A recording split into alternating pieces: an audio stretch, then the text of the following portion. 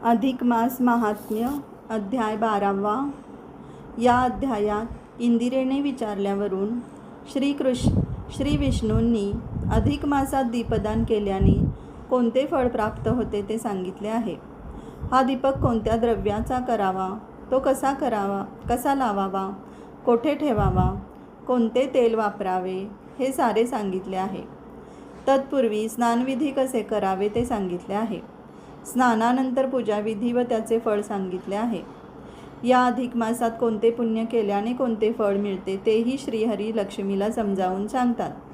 स्नान झाल्यावर पुरुषोत्तम पूजा कशी मांडावी तेही पुढे सांगितले आहे।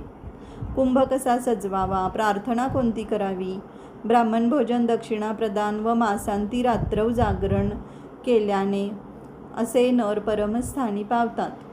या व्यतिरिक्त दुसऱ्यांना नाना गोष्टी सांगून जे प्रेरणा देतात ते सुद्धा पापविनिर्मुक्त होऊन वैकुंठात पोचतात। इतके सांगून झाल्यावर नारायणांनी कमलेला एक पुरातन कथा सांगितली। सुशर्मा नावाचा ब्राह्मण श्रीहरिभक्त होता। अधिक मासात त्याने व्रत धरून दीपस्थापना केली। रात्री तो श्रीहरीचे चिंतन करी। रात्री मूषक पकडण्यासाठी मांजराने त्या दीपावरून उडी मारली तेव्हा त्यात ते मरण पावले। तरी दीपसंवर्धनाच्या पुण्याने तो वैकुंठाप्रत गेला। असा तो सुशर्मा ब्राह्मण दीपप्रभावे करून मोक्षसदन पावला।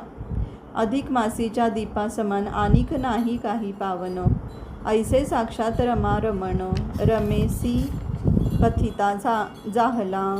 गोविंदा गोविंदा।